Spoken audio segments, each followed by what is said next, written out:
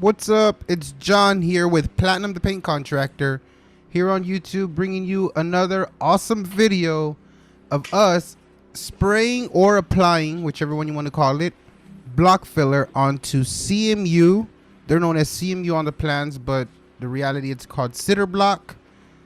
Basically, it means concrete masonry units, and they're just basically blocks that are stacked up on top of each other, and in between is applied a concrete like material or a concrete material, I'm not too sure. And all we do is coat this CMU cinder block, and what we're applying right now is my guy's rolling the block filler. I'm about to spray it right here.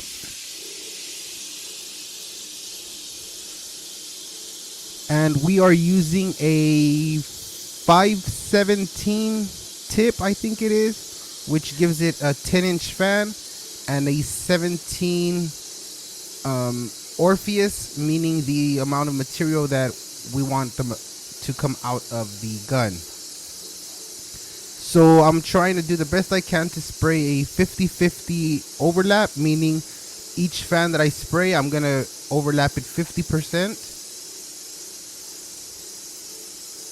And like I mentioned, we're here spraying block filler. This block filler is basically a primer or a base coat so that the finished product, which is, some areas have Promar 200, some areas have pre-catalyzed epoxy on any wet areas in this project. But right now we're spraying block filler throughout the entire project. That's what we're doing here in this process of this video.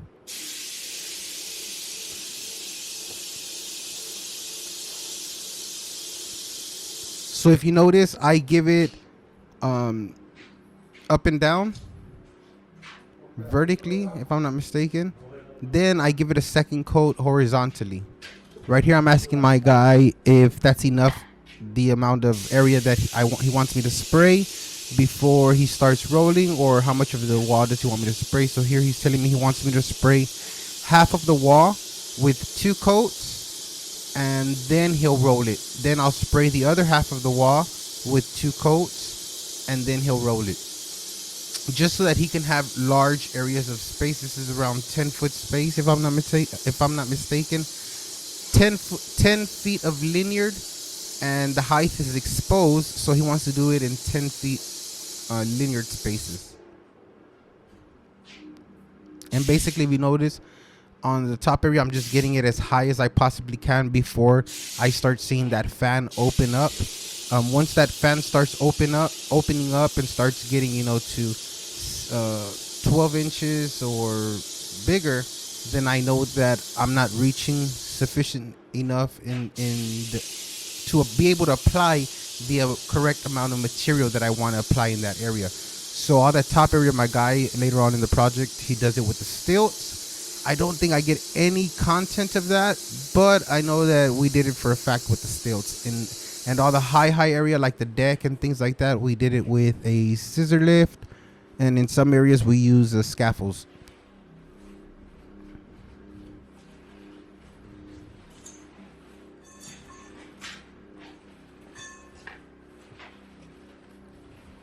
So here he's rolling it with an 1.5-inch roll nap sheepskin for rough surfaces, Purdy brand that we got at Sherwin.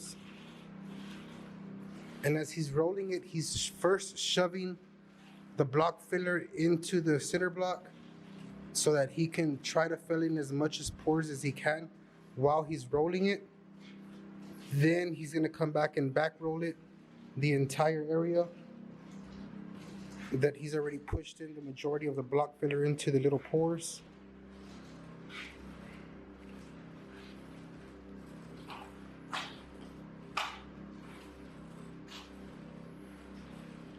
So when it's raw block filler, he's going to go back and still shove in some of that material.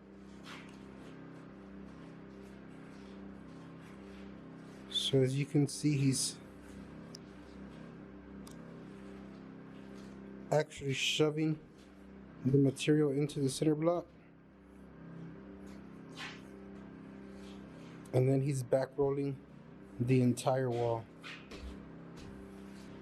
So now he's giving it the entire wall that he's already shoved in and pushed with the the block filler into the cinder block. Now he's back rolling the entire area of the wall. And there's no reason for me to, you know, make him stay behind and spray this when, it'll give him a break while I spray, because the rolling part is a lot harder than for when you're spraying.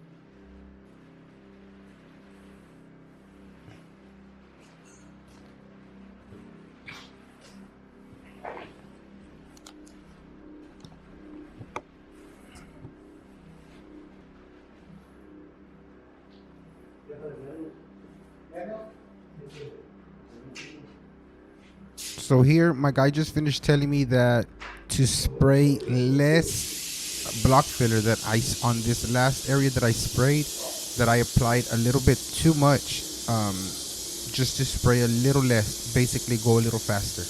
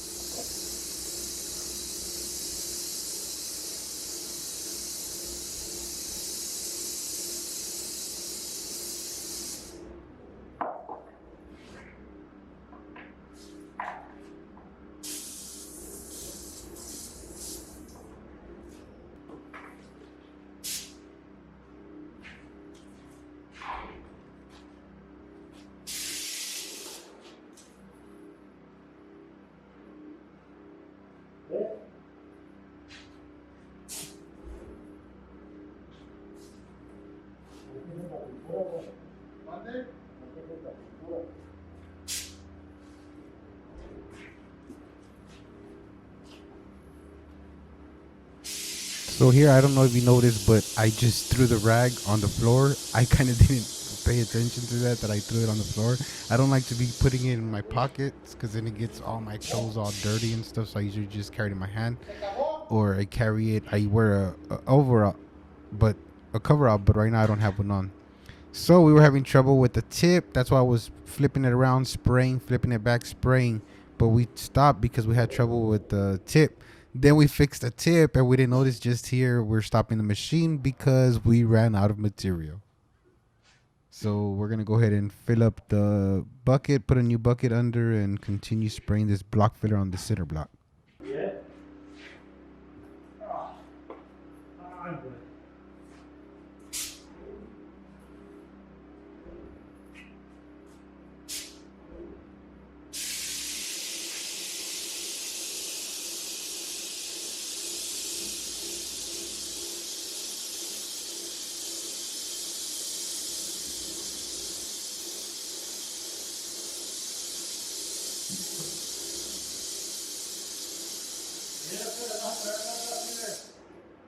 ¿Dónde? Aquí no nos queda nada. Oye, porque ahorita me voy a caer, porque ahorita me voy a levantar. No.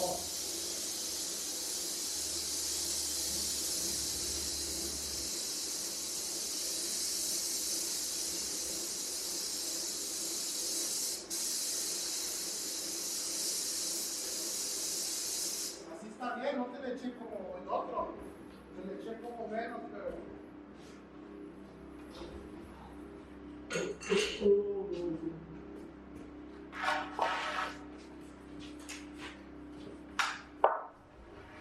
So while my guy is back rolling, right here where the boards are to the bottom right of the screen, I'm moving them out of the way because other people would have just sprayed that wall with the boards there and not moved nothing. But I'll go ahead and move them to an area that we already sprayed as close as we needed to the floor. Because then that area, that one piece of wall, will have to cut in. And why should we have to cut in and waste time cutting it in when right now we can just move these boards out of the way and spray as closest to the floor as we can.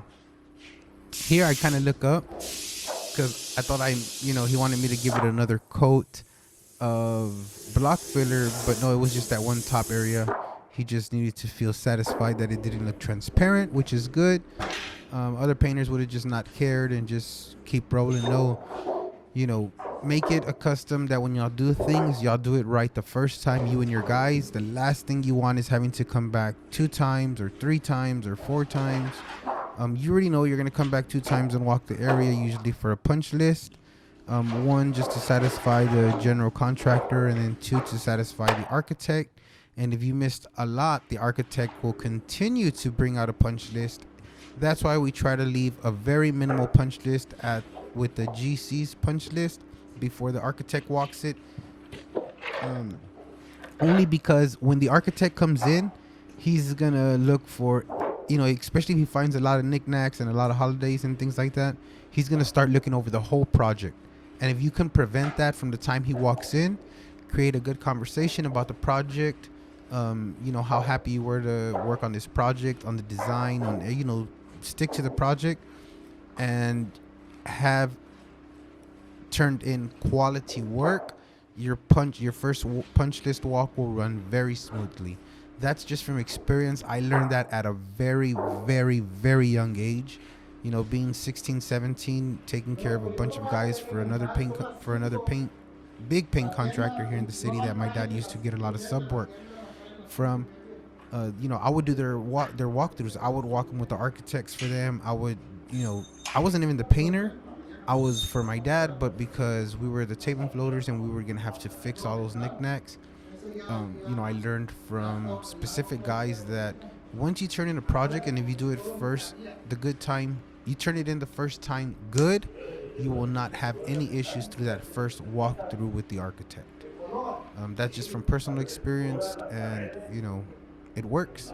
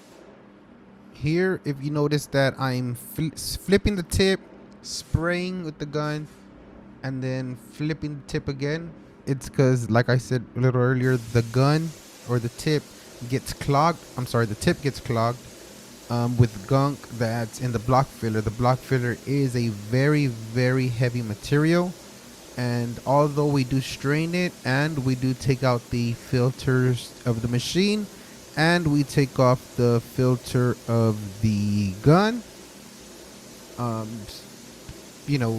we try to keep the material as clean as possible, but gunk, will build up, with air and around the bucket and things like that, and eventually some gunk or some, paint matter will get into the gun and through the hose, into the machine and through the hose, and eventually be a problem at the end of the gun or the end of the tip. So either way, strain your material, your finish, your primer, whatever you're doing, we usually strain it. Other than that, it'll just prevent you from having problems while you're spraying. Even though we are having problems, it's clogged a few times. But that's what this is for. We are trial and error, fine-tuning the machine, fine-tuning how much material we're going to need on the surface of each wall. Things like that we're taking for account here this day.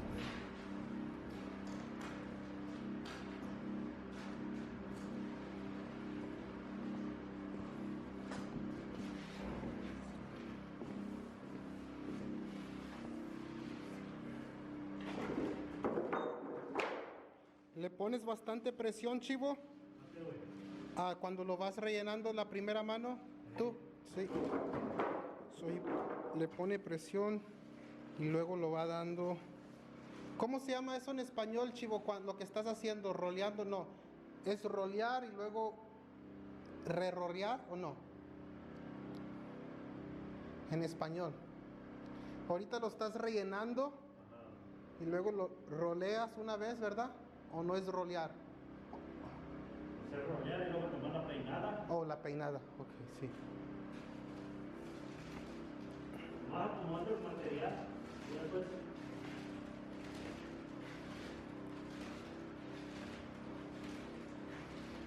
Ahorita va empapando el material y luego rellenándolo, luego roleándolo y luego dándole la última peinada para que intente que se mire parejo el Blockfiller adentro del bloque.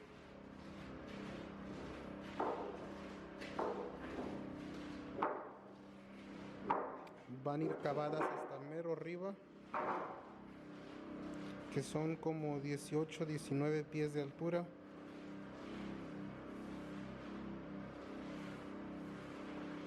Está usando un rol de piel de borrego de 1,5 pulgadas.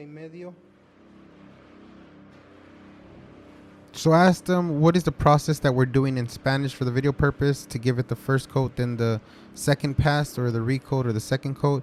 And he brought it to my attention, we're not only giving it the second coat, but we're moving the material around to fill in all the honeycombs and all the pores and things of that on this cinder block.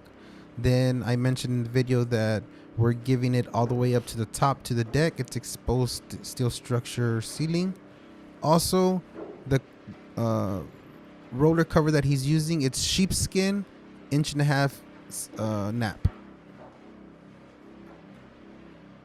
En lo que él rolea, yo todavía me espero para que él vaya haciéndolo parejo toda una mitad de la pared.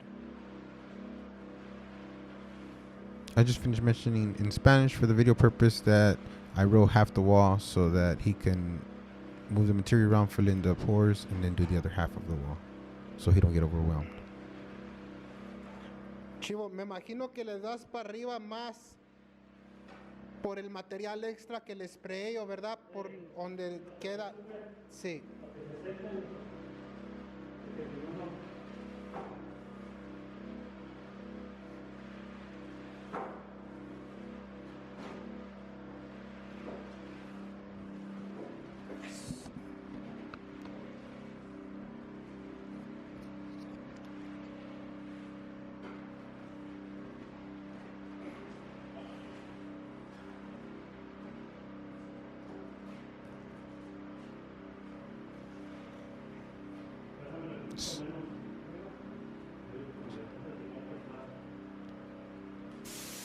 So the areas that where he wrote it to the higher part of the area of the wall was because of the excess material once again that I sprayed, and to spread it out as much as he could, the material, to not leave any overlaps or runs and things of that on the cinder block.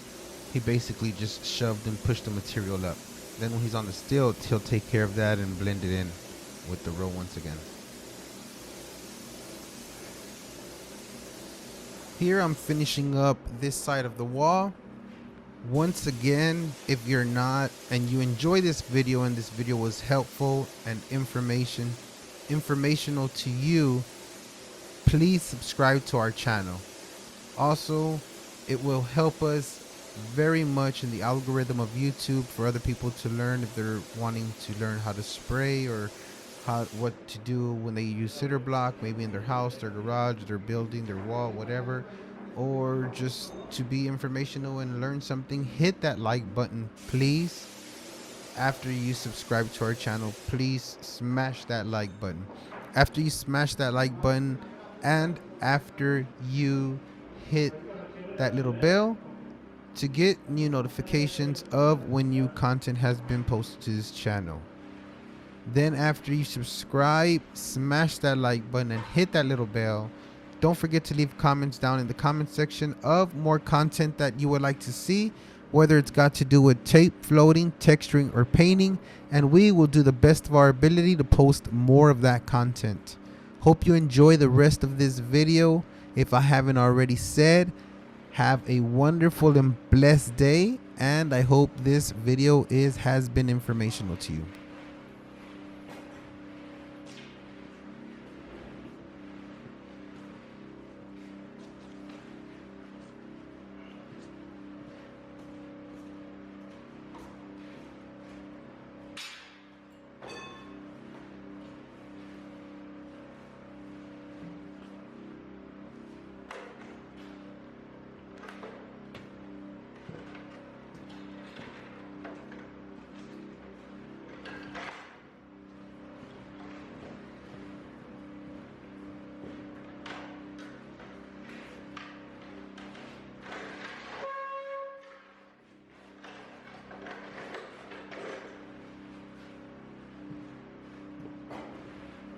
Once again, I'm just moving items around so that right now when we spray this wall, like those boards I didn't mention earlier, I got the ones that were out of the way that are hitting that corner where the floor meets the wall, just to get as close as I know I'm supposed to the bottom of the edge of the wall, as close to the floor as possible. Here the ladder was in the way, so I moved it on this opposite side where the walls are already been sprayed and have a coat of block filler. And I don't know if I mentioned, this is the first coat of block filler. This entire job we spray two excuse me. On this entire project we spray 2 coats of block filler. If we don't, eventually this first coat that we're spraying, the walls will just suck it all up and absorb all this, the majority of this material. Once it dries, it will look very transparent, stating that it obviously needs another coat of block filler, because if we just spray the finished material just on top of this first coat of block filler, I could almost guarantee you that the material will not bite onto any of the surface of the wall. The finished paint will not have a surface to bite onto, because the block filler will have been absorbed by all this cinder block. Here I'm showing my guy these awesome gloves that I found in my dad's truck. I don't even remember off the top of my head what brand they were, but they work awesome. The paint dries very quick on them. I do have them somewhere because I remember I put them away and I stashed them somewhere in the garage because I wanted to look for them later on and order some. They are awesome gloves. They're just regular coated gloves, but I don't remember what materials they were. I don't remember the actual glove material and then the coated material. I know there were 2 different materials, and they worked very good. I really like these gloves. Once again, the tip has clogged. Let's turn the tip, spray it, turn the tip back, and like magic, the tip has unclogged.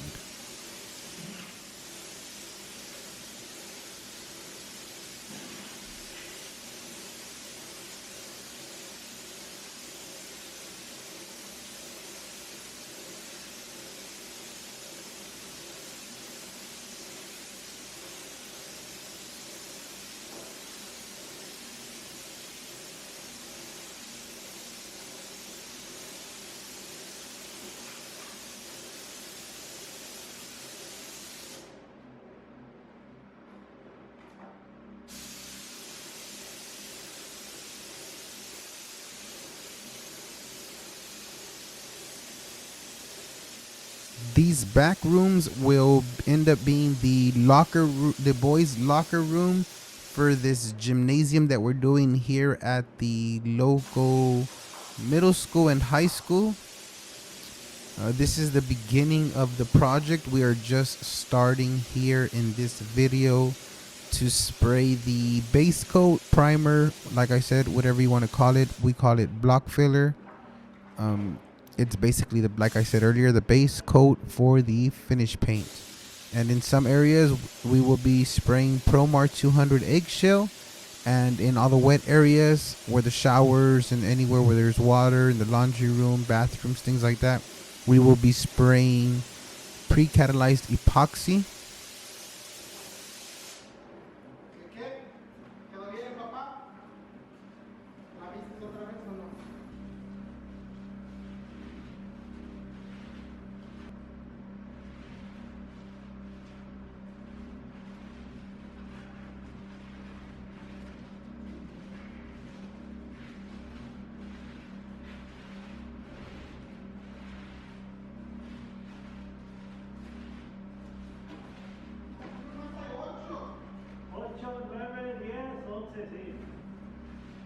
Sí, güey, 8.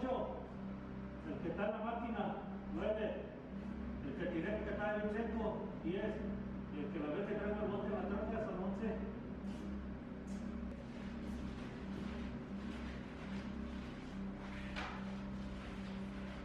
Y le hago, pongo la pinche cámara para que me den todos los botes de 8.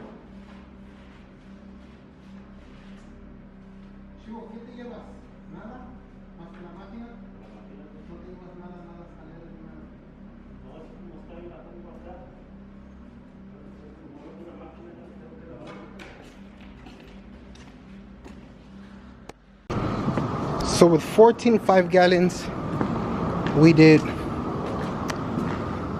this little lobby restroom part, both restrooms.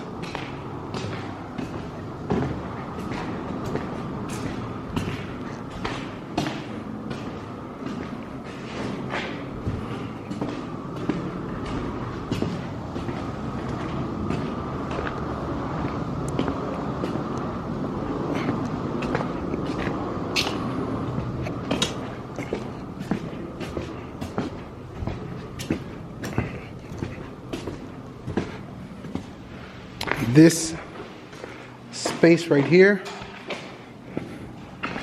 up to this wall, we did all this area, this piece right here, the showers, this room, this wall. And then right here, my guy le puso mucha pintura.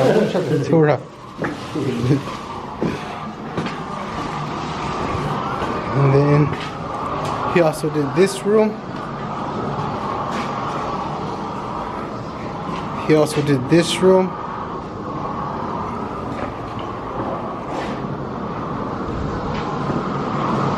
And then he also did the room where we started.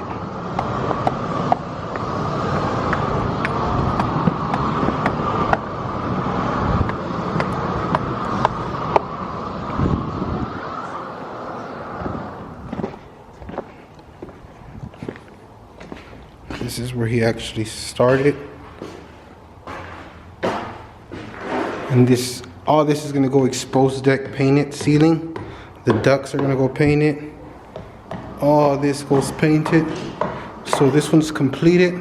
So these are the rooms that he's been able to do. One coat with 14.5. I hope you liked this video. If you haven't already, smash that like button.